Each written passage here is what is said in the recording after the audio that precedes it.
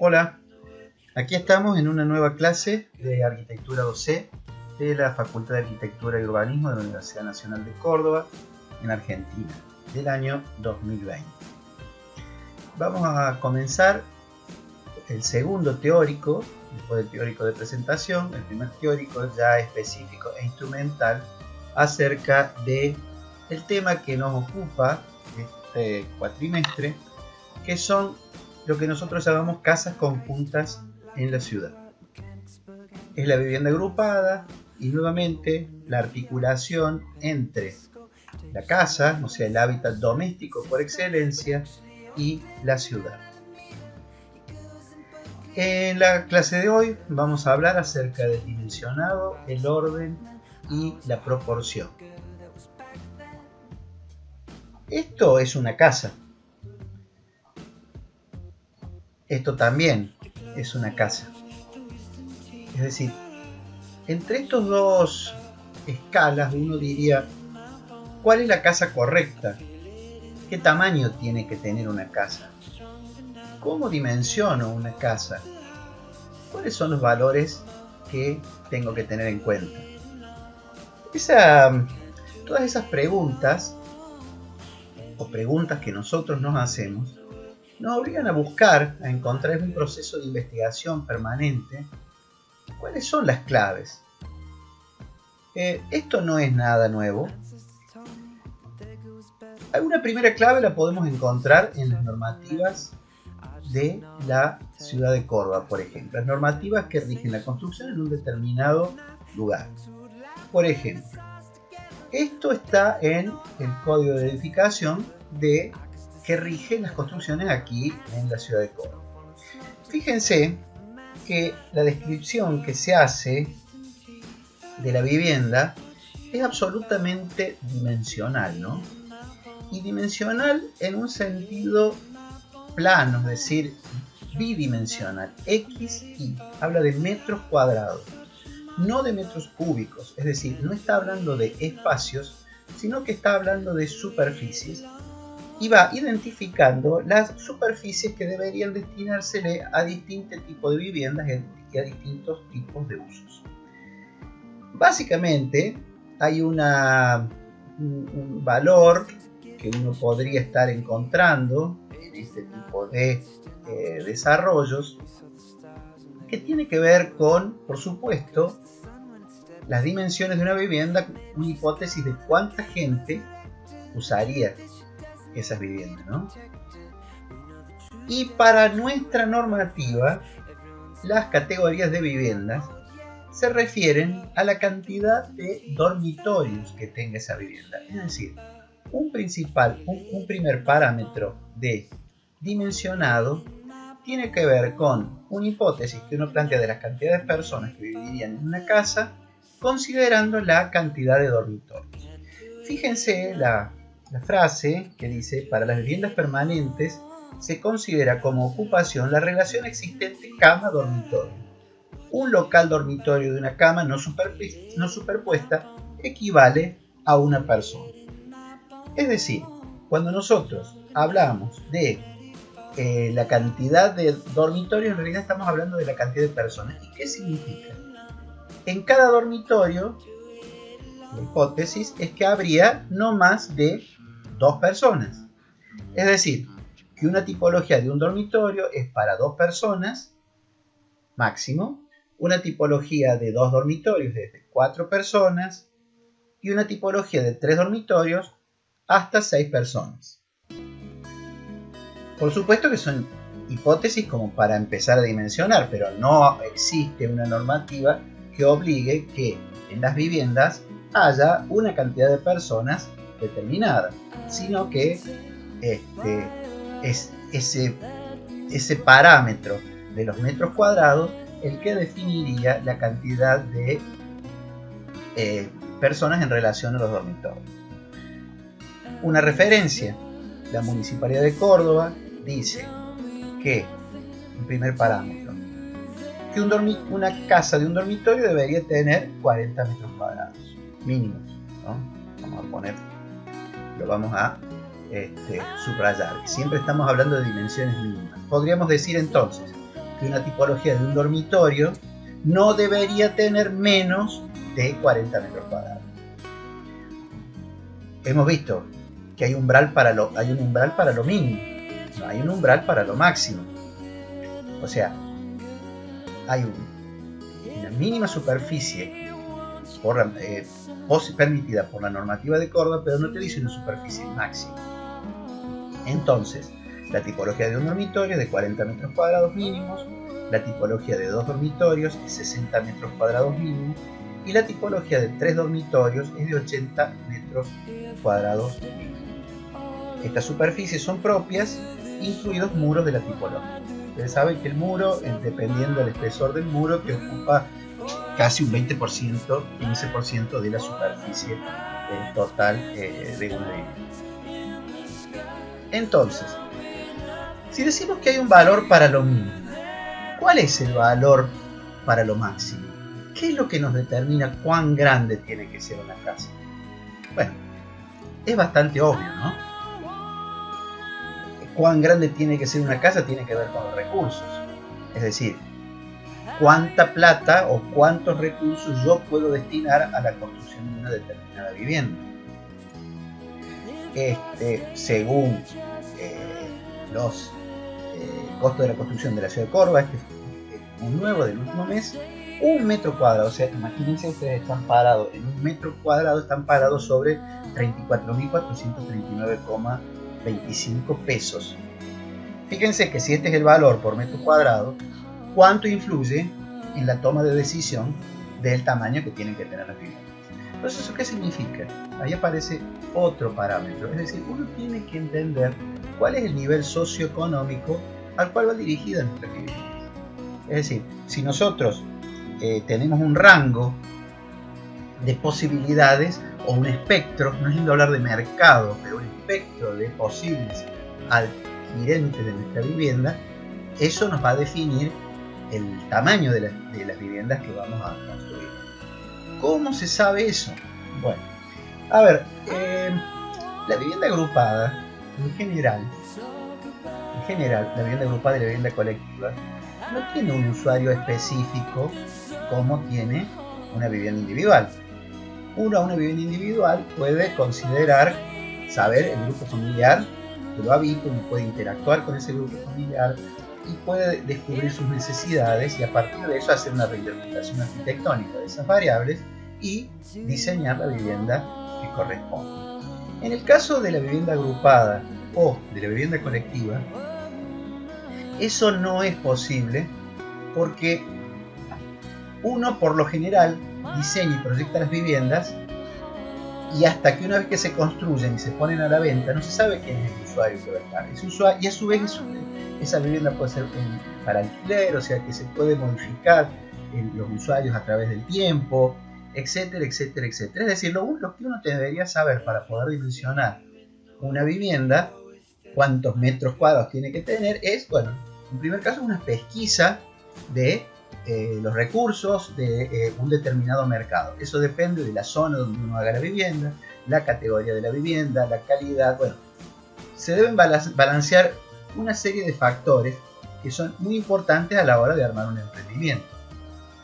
Cuando la vivienda es la llamada vivienda social, o sea, toda vivienda social por supuesto, pero la que tipológicamente se llama vivienda social, por lo general la que está gestionada por el Estado y digamos, no se rige por los valores de mercado, bueno, son las posibilidades que tiene el Estado para invertir en la vivienda. Por lo general las viviendas que hace el Estado son viviendas mínimas, son viviendas que apenas alcanzan las dimensiones de las medidas mínimas que veíamos recién dadas por las normativas, y por lo general el Estado no tiene recursos suficientes para hacer vivienda. Por ahí, como dice Aravena, ¿por qué la vivienda social tiene que ser el lugar al cual se le destina la menor cantidad de recursos?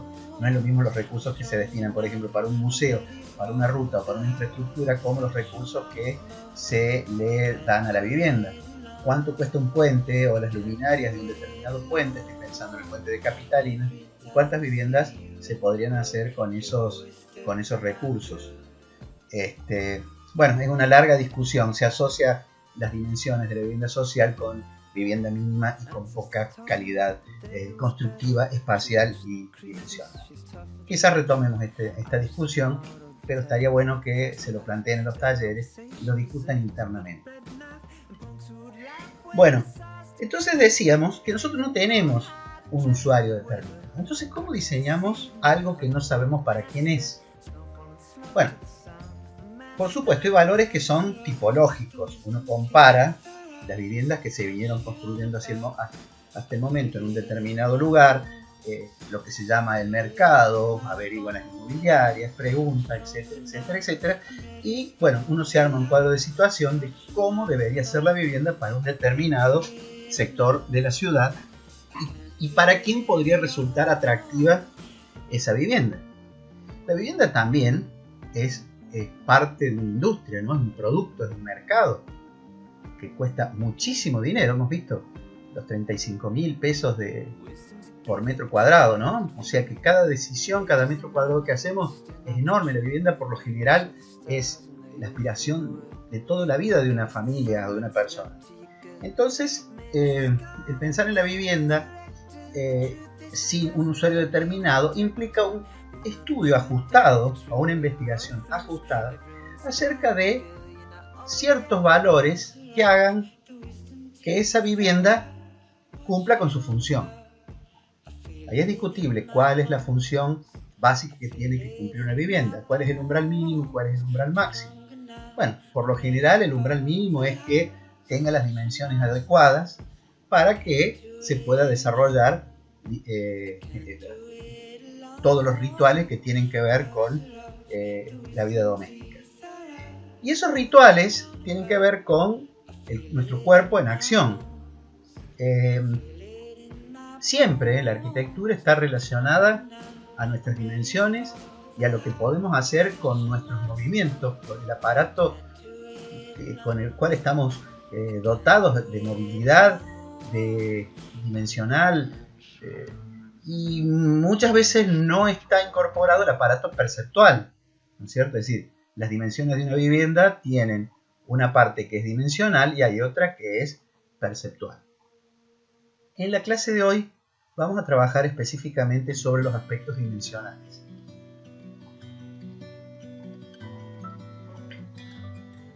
Entonces, cuando nosotros tenemos que dimensionar una vivienda, tenemos que tener en cuenta las dimensiones del cuerpo humano. Pero hay otra variable que es muy importante tener en cuenta. Son los equipamientos necesarios para cumplir las actividades que ocupan lugar.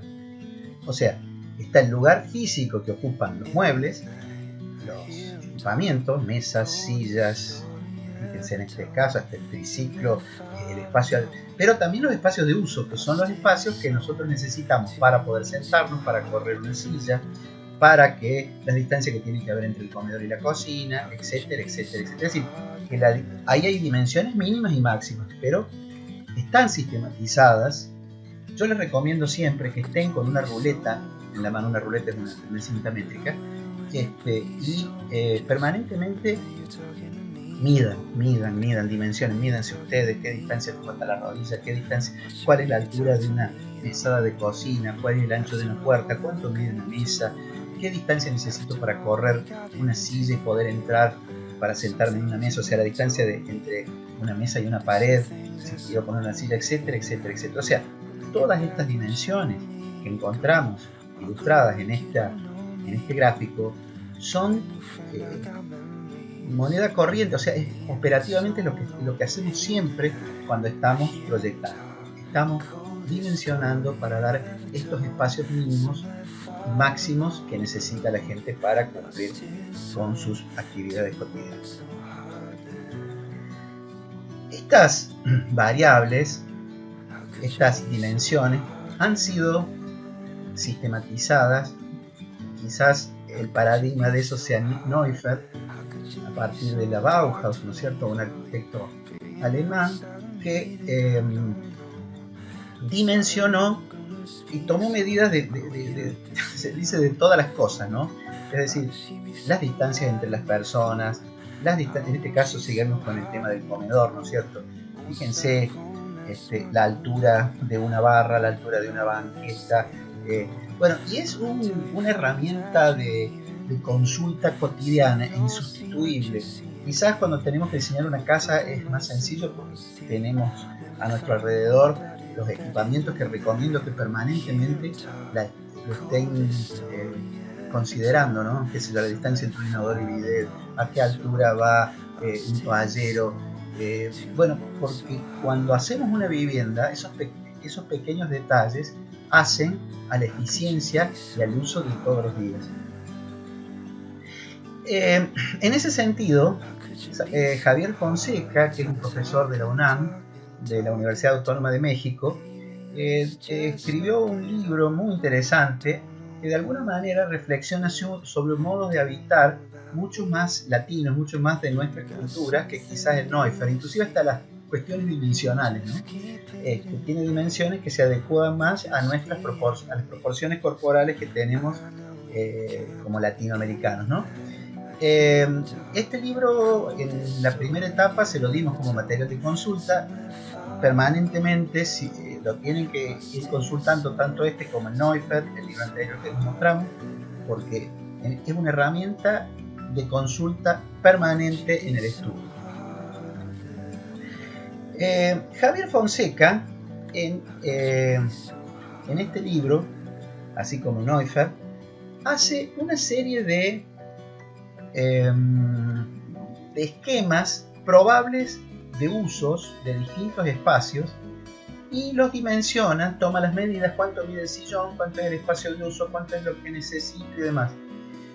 Y yo pensé cuando estaba trabajando sobre este teórico y sobre otros teóricos, digo, acá yo me planteé una hipótesis y yo digo, si el hombre tiene unas medidas físicas, proporciones que son más o menos parecidas para todos, nos comportamos de la misma manera, los equipamientos en las distintas casas son más o menos parecidos y las disposiciones, los comportamientos que tienen que ver con la organización de estos espacios, deberían existir alguna serie de dimensiones sistematizadas que ayudaran a organizar estas tipologías.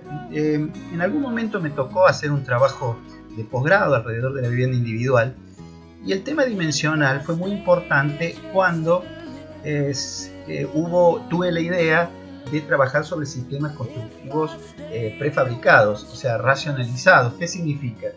No es la vivienda que se hace particular, sino que es la vivienda que se hace genérica, ¿no? Es un objeto industrial. En este punto me gustaría hacer una especie de digresión. Son Fujimoto es un arquitecto japonés que planteó como dos antípodas en la concepción de la vivienda. Dijo, una vivienda puede ser como un nido y una vivienda puede ser como una cueva. La vivienda es como un nido cuando la forma es absolutamente funcional, es decir, un nido es para alojar un huevo y para que el pájaro lo empolle, le pájara, lo empolle. En cambio, una cueva es un espacio con oquedades, con relieves, con profundidades, donde cada una de las personas puede ocuparlo y colonizarlo como quiera. ¿Qué significa? Una oquedad en la pared podría ser eventualmente un lugar para guardar, podría ser una cama, podría ser un altar, podría ser muchas de las cosas que han sido originalmente las cuevas para nuestros ancestros. Digamos que entender a la arquitectura como nido es quizás el paradigma de la modernidad, ¿no? Del movimiento moderno, cuando decía la forma sigue a la función, ¿sí? O sea, que la arquitectura y la casa es como un guante que de alguna manera se adapta a las necesidades funcionales de uso de una familia. Soufu Fujimoto piensa que con los cambios de la contemporaneidad y la modernidad, una casa debería ser más como una cueva, más que como un espacio configurable, como un espacio que cada una de las personas en su habitabilidad le propone distintas alternativas. Haciendo esta salvedad y esta digresión, El razonamiento que vamos a seguir ahora lo vamos a ir haciendo a partir de la idea de los espacios funcionales, donde la forma, de alguna manera, o la dimensión, sigue a la función. Hecho esto, luego podemos trabajar sobre otras categorías espaciales, pero nos interesaba en esta clase que ustedes tuvieran una clara conciencia de algunos aspectos dimensionales básicos que debe conocer un estudiante inicial de la carrera, como para incorporar dentro de su aparato perceptual y proyectual una serie de dimensiones que son aquellas que nos van a ayudar a entender la lógica básica de un determinado proyecto. Bueno, en ese punto, si hacemos una observación del fenómeno, tal cual como lo propone Javier Fonseca en su libro, vamos observando que cada uno de estos módulos de vivienda de estar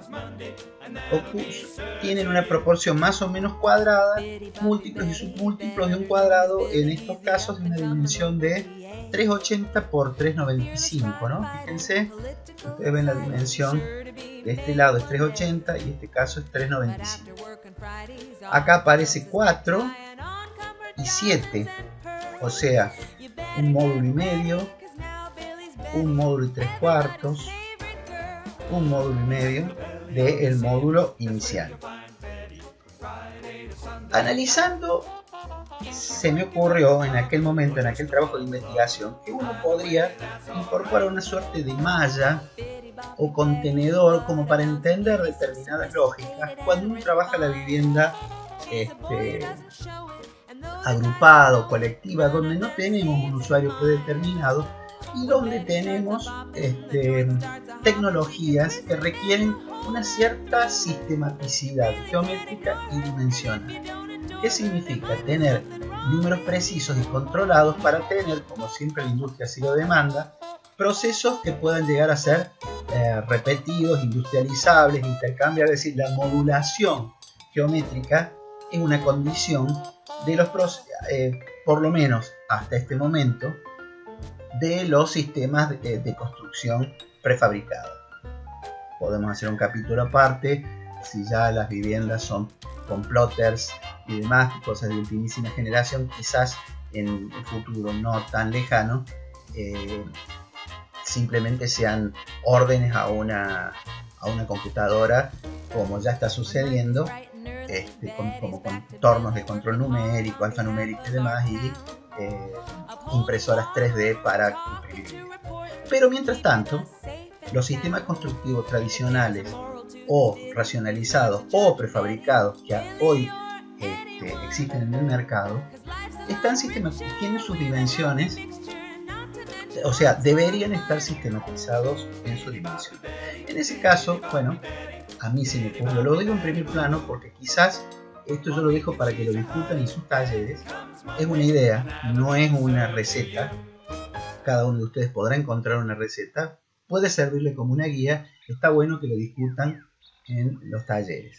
Pero a mí se me ocurrió que a partir de las dimensiones que yo veía en el libro de Fonseca, había como una suerte de trama subyacente a esos esquemas, digamos, a esas organizaciones funcionales de los estares. Fíjense que hay como determinadas dimensiones que empiezan a repetirse.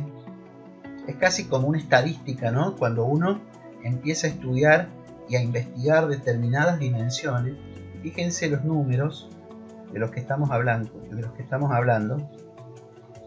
fíjense cuando los superponemos a la trama dimensional. El caso, bueno, recién vimos primero un estar, después un comedor y ahora dormitorio, ¿no? Cómo esa trama dimensional empieza a albergar y a dimensionar y a organizar los procesos, la tarea de dimensionado geométrico y precisamente y numérico de los espacios que constituyen la vivienda.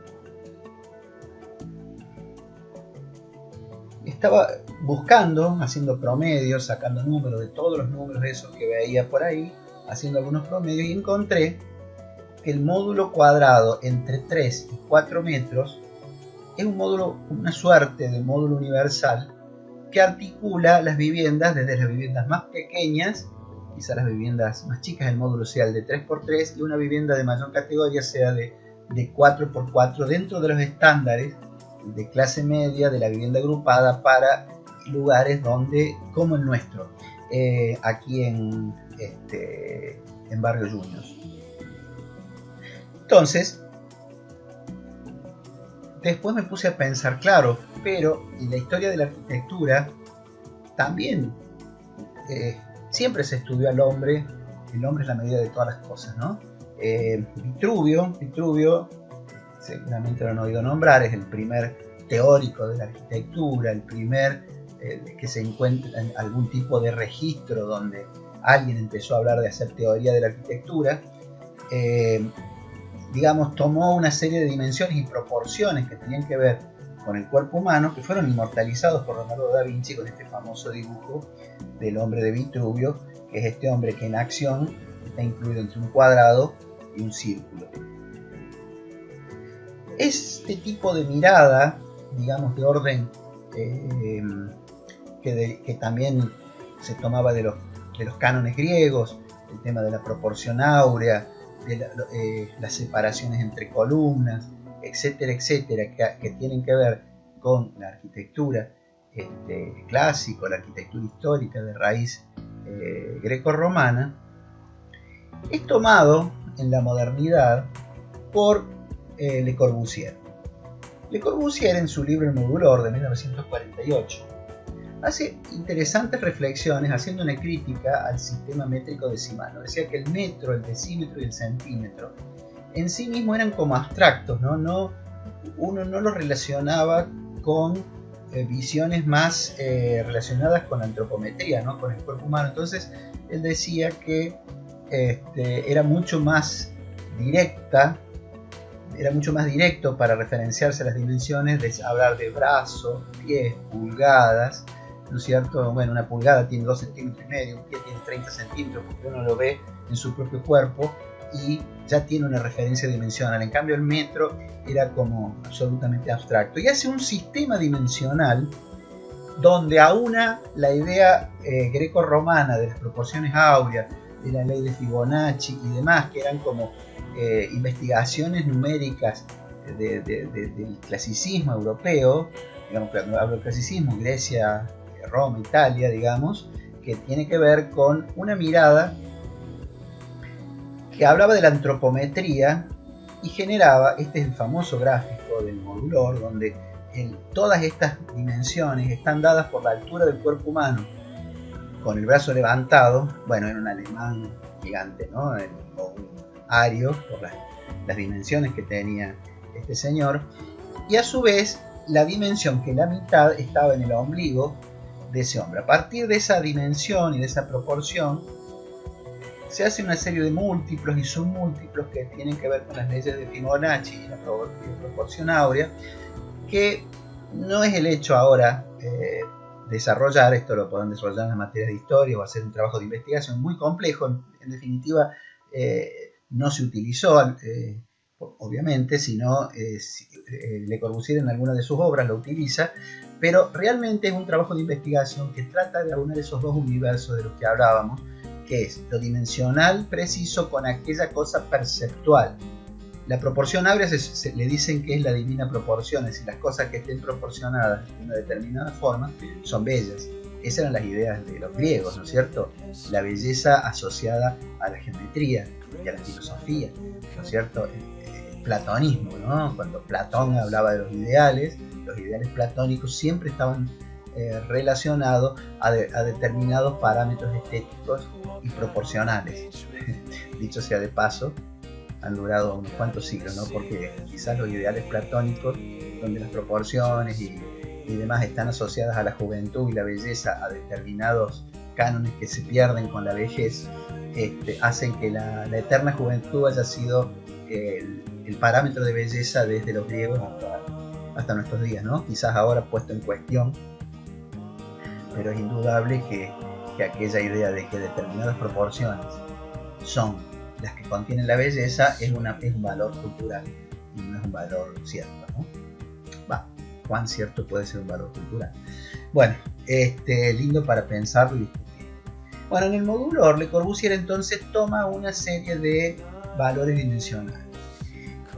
En algún momento Le Corbusier diseña en los últimos años de su vida, o sea, en realidad le encargan en la costa azul, muy cerca de Mónaco, que diseñara un conjunto de viviendas, de cabañas, digamos, de fin de semana. Era un lugar donde él siempre iba a vacacionar. De hecho, él muere ahogado en esas costas. Y bueno, a su vez tiene un accidente, muy aventurero, tuvo un encuentro con un tiburón que le muerde una pierna y una célebre foto donde se ve la mordedura de la pierna. Y en este caso Le Corbusier les dice a los propietarios del lote, le dice, bueno, vamos a hacer las cabañas, yo no te voy a cobrar nada, solamente un espacio para que yo me haga un pequeño refugio de fin de semana. Bueno, finalmente las cabañas que le encargaron no se hicieron, pero sí se hizo el cabanón, que se llama, de Le Corbusier, que dice que él una vez describió diciendo: tengo un castillo de la Costa Azul que tiene 3,66 metros por 3,66 metros. Le Corbusier, qué pa. A mí me puse a pensar, opa, pero ¿cómo se relacionaba esto con aquella cosa de ese módulo que estábamos buscando entre 3 y 4 metros, ¿no? Que lo superpusimos a las imágenes de estos espacios, estas relaciones entre espacio y equipo. Este es el cabanón. El cabanón es una pequeña construcción de playa hecha con troncos, pero está en Roquebrune, Cap Martin, que está muy cerca de la iglesia de Mónaco, que es muy interesante observarlo, que es esta caja donde en la imagen de la izquierda Le Corbusier se está asomando, pero está absolutamente estudiado a través del modulor cómo son las dimensiones mínimas y cómo debe estar ocupado un espacio mínimo que sirva para habitar una persona. Y mágicamente mide 3,66 por 3,66. Es como la superposición en layers en un mismo espacio de las distintas funciones, que lo logra a través de una arquitectura que se repliega sobre las paredes. Fíjense los espacios de guardado. Hay una maqueta de estudios. Fíjense los espacios interiores, cómo ese pequeño lugar contiene todo lo necesario para la vida. 360 por 360 por 220, que era la altura que Le Corbusier consideraba que debían tener mínimas la arquitectura. Fíjense, por ejemplo, cómo en el mueble de la derecha, lo que es una superficie de apoyo que podría ser un lugar para dormir, abajo tiene lugares de guardado, cajones, placares, mesas, lugares para sentarse que pueden ser otra cosa, etcétera, etcétera, ¿no? Esta es una reproducción que se hizo el cabanón. El anterior existe todavía, está en Francia, en Roquebrune, y esto es una reproducción que se hizo para una exposición en Milán, donde se reprodujo toda. En este caso le sacaron una pared para uno ver cómo era el diseño que había pensado Le Corbusier para esa superficie mínima habitable. Le Corbusier había, de acuerdo a su planteo, distribuido muy proporcionalmente, con cuadrados de proporción áurea, las distintas dimensiones y los distintos espacios habitables. Y aquí entonces él producía este es el espacio de acceso, es como un pequeño hall, y armaba este cuadrado de 13,66 por 3,66, donde iba distribuyendo los distintos espacios de uso contra las paredes y dejaba circulaciones en el medio. Consejo aquí: siempre las paredes son muy importantes para la relación con el equipamiento, porque es la pared donde vamos a poder apoyar los muebles. La mayoría de los muebles se apoyan en paredes, excepto las mesas y las sillas. Para viviendas de pequeño, o sea, de tamaño razonable para el grupo social que nosotros estamos trabajando, siempre el muro es el lugar donde yo le iba a decir se apoya, digamos la palabra se aloja el mueble, porque el mismo muro se puede ensanchar y transformarse en un espacio habitable. Fíjense, en un espacio de guardado. Fíjense en este caso cómo todo el mobiliario se repliega hacia las esquinas, es una especie de Victorinox, ¿no? De estos cortaplumas que abren y se despliegan y van generando placas de uso que van configurando los distintos lugares precisamente que satisfacen las necesidades funcionales, en este caso de una persona que era el Le Corbusier, que iba a nadar y a pescar a la costa sur. Bueno, entonces, siguiendo con la hipótesis, se me ocurrió meterlo en mi trama modular y ver que el cabanón ocupaba uno de estos cuadrados de entre 3 y 4 metros que habíamos considerado en un principio cuando estudiábamos las dimensiones estándar que había recolectado en este caso Javier Fonseca en su libro Las medidas de una casa. Ahí lo tenemos, la pequeña vivienda, cuando ese módulo de 360 empieza a tener una escala mayor en el espacio general, ¿no? Aquí hay otra casa que ustedes conocen y que han estudiado, que es la casa Curuchet. La casa Curuchet, muy interesante porque es muy... gracias a estar construida de acuerdo a los paradigmas del movimiento moderno, tiene una estructura independiente que le permite generar plantas absolutamente diferentes. Si uno analiza las distintas plantas, esta es la planta baja, la planta del primer piso, segunda y planta del tercer piso, que lo único que tiene continuidad son estas líneas, estas columnas, ¿no? Este intercolumnio que va apareciendo, es lo único que tiene continuidad. El resto se mueven con total naturalidad. ¿Por qué? Porque al tener una estructura independiente, los muros interiores no son muros de carga, sino que son muros de cierre. Pueden estar como no estar. Es una mesa que tiene bandejas. Esta casa, ahí vemos cómo se construye a partir del movimiento que tienen las distintas plantas, a partir de esta estructura modular. Y a mí les pregunté a todos nuestros jefes, mandé esa pregunta, no me acordaba cuánto medía el módulo de la casa Curuchet. Entonces me puse y digo, bueno, ¿quién me puede decir eso? Bueno, mi amigo Dani Keynes, que es el seudónimo de Daniel Merro, un arquitecto argentino que vive en España y que escribió un libro que es de lectura obligatoria para todos los dos libros que son realmente magníficos. Uno es La casa sobre el arroyo, que habla de la casa sobre el arroyo precisamente, de Amancio Williams, y el otro libro es El autor y el intérprete, que es el primer libro que escribe, que es su tesis de grado, que es un estudio exhaustivo de la casa Curuchet, precisamente construida también por Amancio Williams en la ciudad de La Plata. Y bueno, no me acordaba cuánto medían a eje esos módulos, entonces le escribí un mensajito: Daniel, ¿te acordás? No podemos encontrar en internet la casa Curuchet. Bueno, y ahí me conté. La modulación se construyó en la zona regular de la casa de 3,95 de ancho y 3,975 de profundidad. Le Corbusier lo había previsto de 4 por ancho y 4 en profundidad. Bueno, muchas gracias, Daniel, le dio abrazo a la distancia. Yo borré lo que decía abajo, que me decía, che, pero eso está en mi libro, ¿por qué no lo leen? No, le expliqué. Estábamos en ese momento en una reunión de cateamiento y no es la fiaca de querer tenerlo todo permanentemente por internet. Bueno, la cuestión es que, miren, 3,95 por 3,975. Ese es el módulo que organiza la casa Curuchet. Entonces ustedes dirán, pero los locales no ocupan exactamente esa dimensión. No, pero si ustedes ven, siempre es como una base geométrica, como un urdimbre. No sé si alguno de ustedes sabe telar, pero hay una urdimbre básica que organiza el tejido. Bueno, es casi como el píxel, ¿no? es como el píxel básico que ayuda a organizar. Inclusive uno tiene las dimensiones, digamos, en la cabeza a partir de la presencia de este módulo al cual uno le conoce sus dimensiones.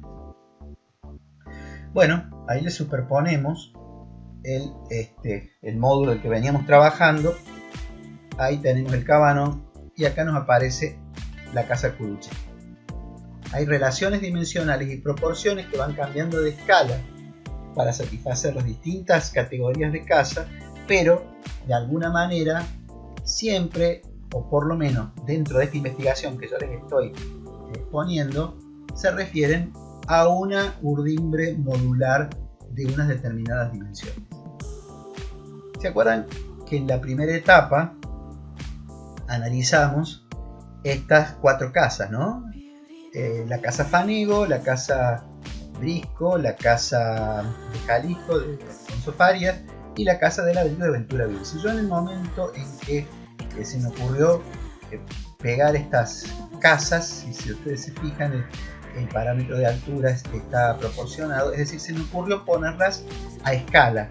Yo por lo general escalo las cosas teniendo en cuenta que una cama aproximadamente mide 2 metros, ¿no? Entonces a partir de eso escalé las viviendas. Le puse el cuadriculado del cual estamos hablando, la urdimbre, y mágicamente se empezaron a ordenar las casas de acuerdo a determinados parámetros dimensionales que oscilaban entre 3 o 4 metros. Por supuesto que uno debería después ajustar en cada una de las casas, pero sabemos, fíjense, acá hay 1, 2, 3 módulos y medio módulo, un módulo, medio módulo. Entonces es un auxilio que nos ayuda a dimensionar y nos ayuda a ordenar el pensamiento en relación a la geometría. Aquí van apareciendo comparativamente, acá, bueno, la casa Fanego, etcétera, etcétera, etcétera, etcétera. Bueno, la semana pasada recuerdan que mostramos este ejemplo en la Azalea Housing acá en Villa Allende, un hermoso ejemplo de vivienda que rodea un pequeño patio.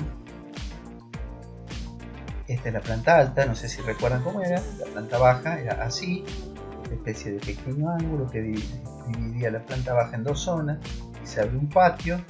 La planta alta, la escalera, 2 cuartos, 2 dormitorios y el patio en el medio. Bueno, le pusimos aquí arriba, se ve la geometría y apareció el módulo como el organizador de toda esta planta geométrica. Y acá vemos las proporciones, ¿no? Fíjense, la planta baja de este conjuntito de vivienda es como 4 cabanones, un cabanón puesto 3 veces y un cabanón vacío que es el patio. En un espacio, una grilla modular entre 3 y 4 metros.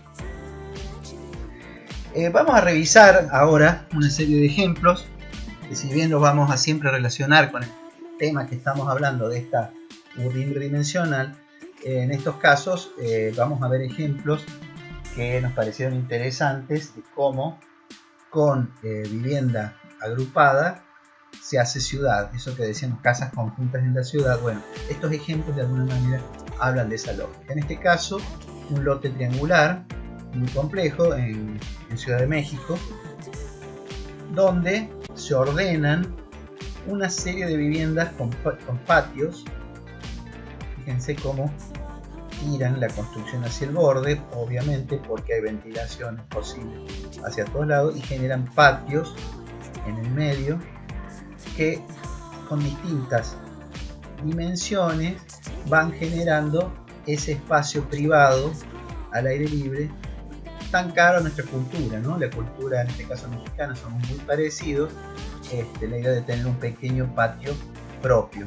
En otras culturas, las culturas nórdicas, hay como una mayor aceptación cultural a los espacios comunitarios, hay mayor respeto también y mantenimiento en los espacios comunes. Quizás nosotros, con nuestra cultura, somos más del patio cerrado. Lo podríamos rastrear desde la vivienda colonial, donde siempre la vivienda, digamos, latina se abre hacia patios interiores y la vivienda anglosajona es como una casa, el típico chalet en el verde, el aire aparece alrededor, ¿no?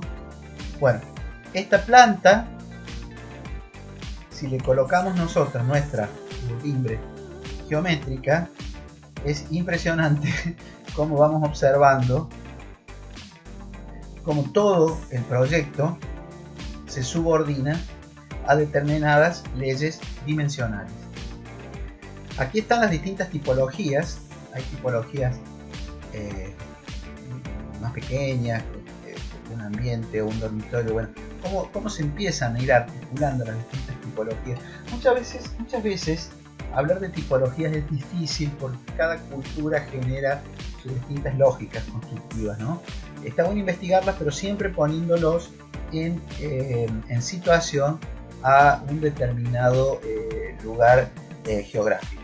Ustedes, cuando vean la bibliografía, transponen las ideas que sean digamos, pertinentes, pero siempre adaptadas a nuestros propios usos y costumbres. Fíjense cómo todas estas viviendas obedecen a un patrón dimensional que de alguna manera nos replica aquel especie de ADN que aparece en casi toda la vivienda agrupada de determinada categoría y que va armando en sus distintas configuraciones distintos modos de apropiarse del territorio, pero siempre incluyendo una determinada espacialidad. Entiendo que bidimensional, ¿sí? Estamos hablando de metros cuadrados, es la pisada. Ya veremos la dimensión en altura. No es lo mismo una habitación que mida 350 por 350 pero mida 240 de alto de que mida 6 de alto, ¿no? O sea, hay una cuestión espacial que formará parte de otra charla. Ahora estamos hablando específicamente de la huella, el ADN geométrico bidimensional de la vivienda. Entonces, ustedes verán que esa trama básica generó esta volumetría, donde fíjense, es un proyecto que se maciza hacia la calle, generando un borde bien limitado, como las casas del entorno. Fíjense que todas las casas del entorno están construidas sobre la línea de edificación. Miren, es un barrio bastante parecido a nivel de escala y proporción como barrio Juniors. Inclusive es un barrio bajo en este caso, y allá hay un barrio más alto. Esto podría ser General Paz y acá Juniors. Bueno, una adecuada escala de este conjunto de viviendas de 3 plantas,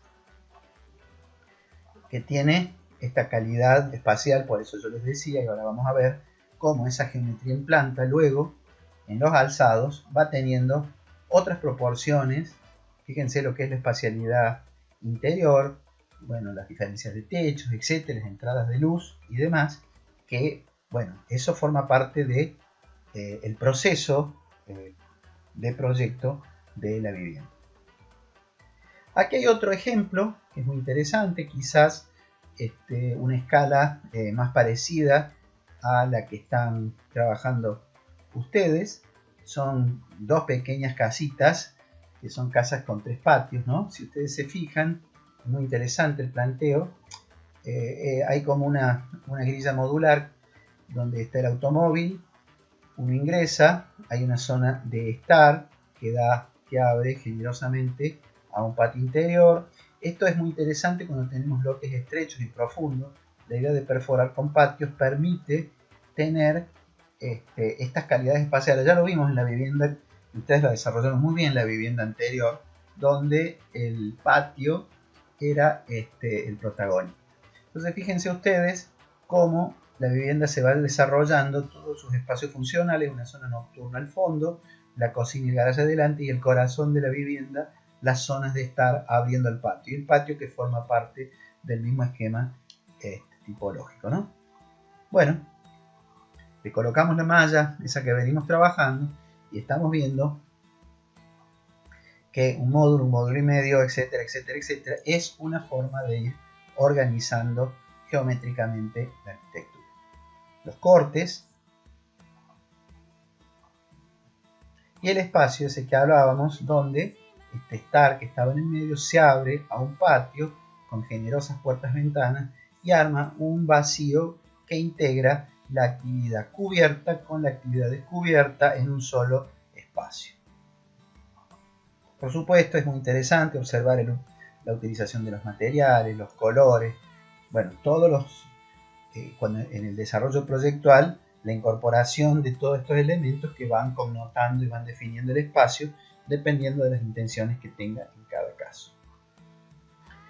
Este es otro ejemplo, un conjunto de viviendas de Mario Correa en Rosario, en Palme Graneros, donde una manzana rectangular, la estrategia proyectual es colocar esta especie de planta baja en forma de S. Son viviendas en 3 pisos, donde hay una planta baja y luego estos pequeños cubos que aparecen por encima de la planta general. Fíjense ustedes que para los ingresos vehiculares se generan estos pasos que interpenetran a la manzana. Es un partido muy interesante y si le colocamos nuestra malla veremos que está subordinada también a un parámetro dimensional. Y esto es lo que yo les decía, cómo la geometría y el orden geométrico ayudan y organizan los aspectos tecnológicos.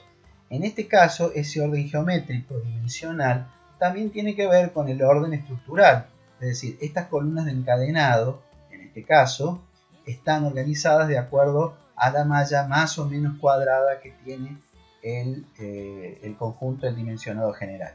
En el caso que estos fueran sistemas prefabricados, bueno, acá yo tengo que ir modulando las distintas placas que van configurando las distintas envolventes de acuerdo a una modulación geométrica que yo tengo que ir controlando desde el principio del diseño. Fíjense que las plantas, los cortes, todo aparece dimensionado y pautado por esta geometría de la que hablábamos. Bueno, aquí está el proyecto y la idea de proyecto de Mario Correa. Bueno, finalmente vamos a mostrar un ejemplo de el estudio brasilero de Márcio Kogan y Susan Glogowski. Wow. El estudio MK27 es un conjunto de viviendas muy interesante que construyen en Madrid. Es otra categoría, quizás esto es de alta gama, podría decirlo, pero tiene un concepto tipológico y de configuración muy interesante, muy criterioso y muy mínimo. Si ustedes ven, el conjunto se construye en una serie de piezas y placas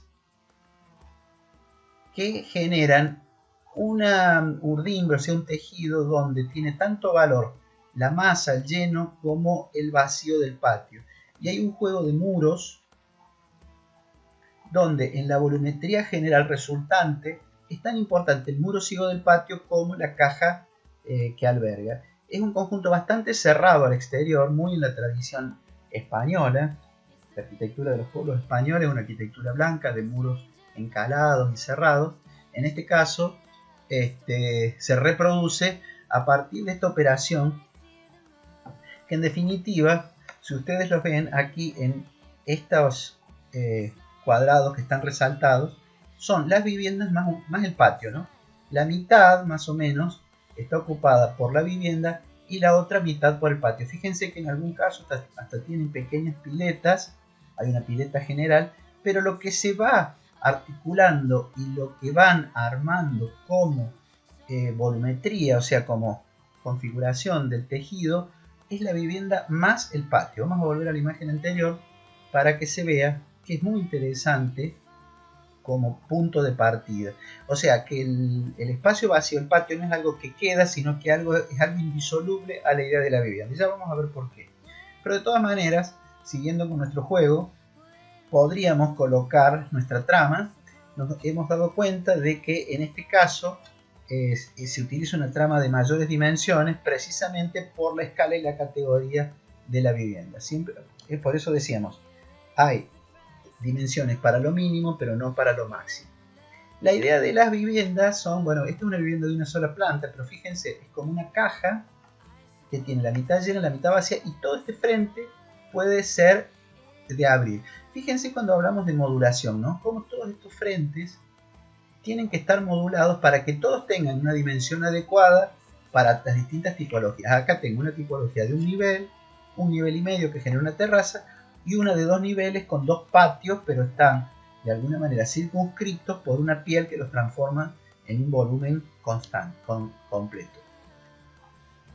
Aquí hay una, vamos a ir viendo las distintas tipologías. Observen ustedes, un patio, se ingresa por el patio, todo esto es esa piel, digamos, transparente, digamos, practicable, que se puede abrir y cerrar, y todas las habitaciones se abren generosamente ese patio. Tengo una cocina con un espacio de diario, digamos, el lugar de diario, un estar comedor, se ingresa por acá a la vivienda, fíjense, en una caja que se ingresa por acá, tenemos un estar comedor, y tenemos acá el dormitorio principal. Esta es una configuración muy común en los países europeos, inclusive en Estados Unidos, donde hay una división de la llamada de los dormitorios en 2 niveles. Fíjense, en este caso hay un dormitorio completo en la planta baja, y a partir de esta escalera se sube a la planta alta. Tenemos un estar íntimo que se relaciona con un solarium, con un patio. Fíjense que acá están tomando sol.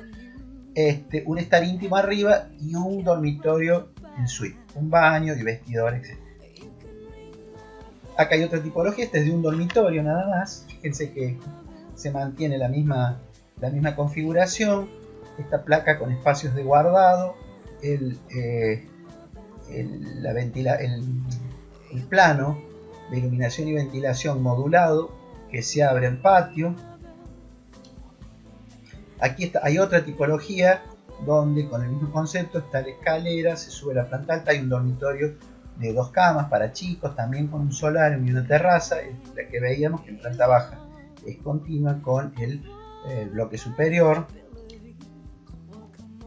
Bueno, aquí hay otras distintas para un conjunto de viviendas que tiene esa particularidad, pero todos con un orden geométrico y dimensional que la organiza.